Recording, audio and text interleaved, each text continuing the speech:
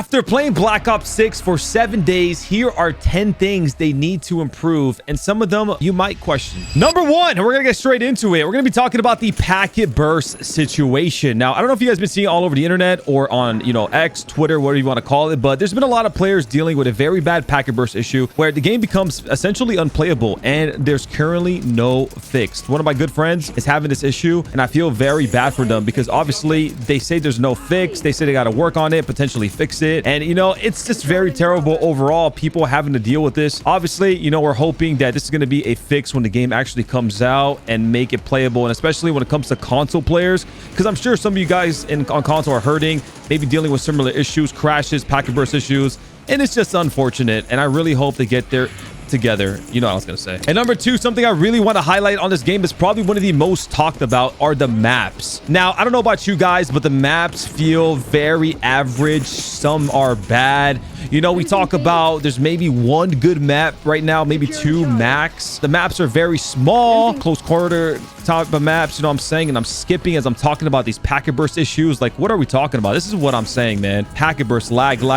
But nonetheless, a lot of the maps are small. It looks like that's kind of what they're aiming for. That's what they said. A lot of their maps are just tiny overall, and that is kind of the style they're going for. I think they're going to still have one or two bigger maps, but overall, oh, those things piss me off. So, when it comes to a Call of Duty and it comes to video games in general, maps could make or break a game. And right now, man, I'll be honest, I give this game like an 8.5. I rate this game 8.5. I rate this game very high. You know what I'm saying? I would like for you guys to rate the game at the comments down below whenever you have a chance, or it could be at the end of the video, but I give it an 8.5, and the maps is what's pushing me away. If the maps are even better, I mean, we're talking about like a 9.5 Call of Duty. I'm talking about we're seeing potentially one of the best Call of Duties of our time, but unfortunately, with the maps being so average or even bad, it's not sitting with me, right? And I know Skyline is probably my favorite map at the moment. It's like one of their only good maps, but I hope the newer maps they release are good, and I hope they release some better maps, because if not, it's going to be a problem. And number three, we're going to be talking about aim assist. They nerfed aim assist in Call of Duty Black Ops 6. Now, yes, I'm being 100% serious. They nerfed aim assist, and they made keyboard and mouse players better. Absolutely unbelievable. Can you believe that? I myself cannot believe that as a controller player. How dare they do that? As far as 3 meters, so for example, there's no range on this, but 3 meters, okay, you don't have rotational aim assist. When I'm fighting someone up close on controller, I essentially lose a lot of aim assist, and I still have a little bit, but it's very hard to hit them, and sometimes almost impossible. So that is something they did in Call of Duty Black Ops 6, and something they wanted to change was nerf aim assist. They also took out different aim assist types. Now it's just standard, but there still is a response curve type, so you can play on dynamic, linear, or standard. But they removed the actual aim assist types. So they removed the aim assist types. They basically made aim assist weaker, and they're helping all these players out, man. All these keyboard and mouse players. I hope you guys are happy, because you know what? It's kind of bad sometimes. But what I will say, I'm not going to be ignorant. All right, aim assist is pretty OP sometimes, and I kind of understand what they're doing, but I don't know. I'm not the happiest about it. Number four, I want to talk about range fights. So in this game, it feels like it's very close quarter combat-y, right? And we talk about, potentially it's because of the smaller maps, which plays a role. It feels like the subs are just really dominant, up close. And even then, these subs have range. So, Call of Duty just feels like, especially Black Ops 6, there's not many range fights. You don't get those range engagements like you do in some other CODs, or you have in the past, right? Like MW3 is a good example. You got those big maps like High Rise and all these other maps that, you're fighting someone from here all the way to there consistently, right? Using that AR for the advantage, and ARs are pretty good up close. But this game, it doesn't really have that as much. I don't know if you notice while I'm playing or when you play in general, you're getting a lot of these close quarter combats, right? You're getting a lot of these close range fights. And I feel like that's something hopefully they can change with, newer maps, because that's kind of tight into the maps a bit, but also balancing the weapons enough where ARs are still really good, like maybe making them slightly better, or whatever the case may be, or maybe nerfing the subs at range, and that way we get to see a little bit more range fights. But that's going to be a problem that's going to be harder to fix since the map's already created. The next thing I want to talk about is the UI, bro. The UI in this game, look at this. It's bland, it's basic. The UI in game, I like the main menu. I will say the main menu UI is sick. I love it. In game, they basically copied and pasted Cold War's UI, and I'm not a fan of it. It's very dull, it's very boring, it's very demure. You know what I'm saying? Like, like, it's just not that cool. It just seems like they were lazy. They copy and pasted their old UI, barely made maybe 5% of changes, and here we are. You know what I'm saying? We're in a very basic UI, and I think that's something they can improve. They would have made the game more appealing, and it would have made the game look more fresh and new. This UI makes it like we're playing basically Cold War, and to some degree, we actually are. Is it terrible? Is it the end of the world? Not necessarily, but I really do feel like it's something they could improve on, and I'm still lagging! Which brings me to my next thing.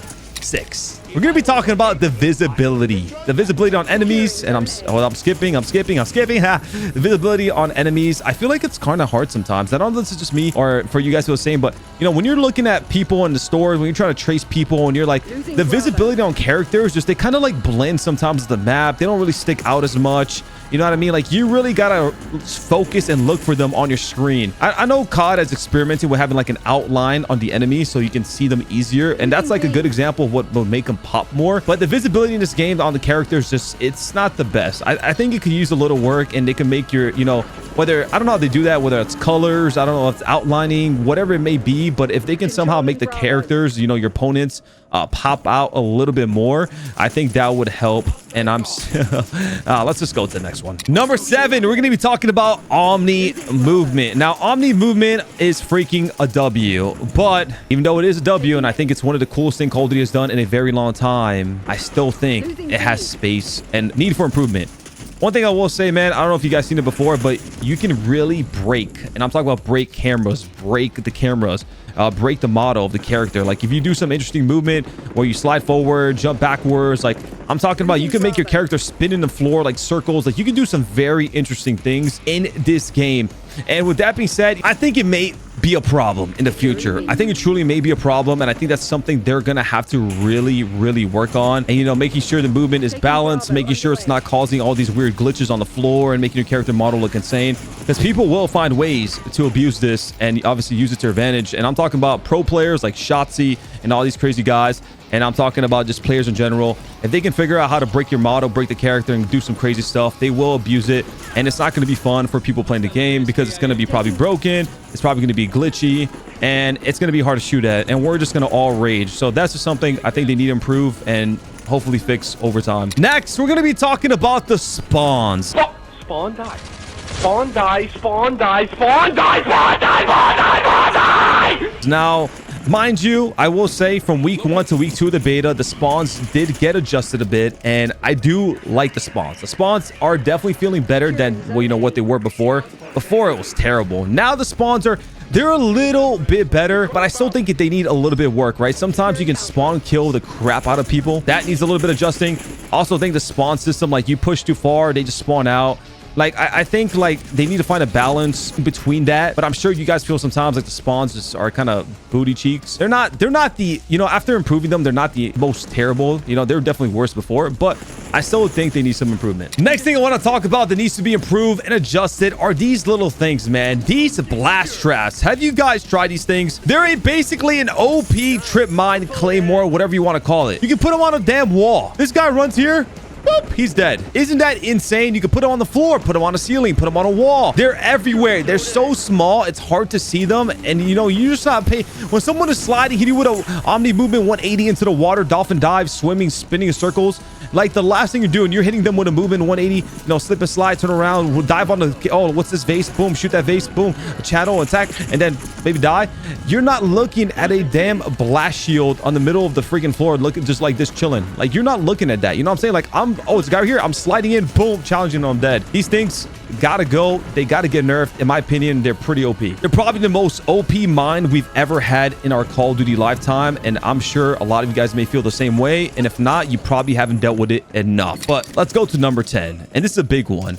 This game overall, man, it just has a very big Cold War feeling, right? It basically feels like a Cold War remastered.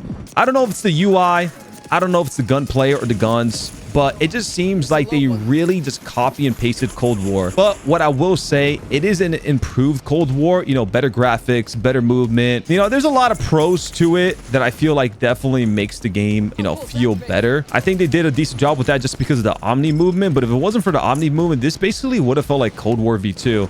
And I really hope that in the near future, hopefully maybe when the game releases and just in general with adding newer weapons, newer maps, maybe some slight changes here and there, and this game will feel like more like its own COD. I'm talking about it would actually feel like its own new Call of Duty like Black Ops 6.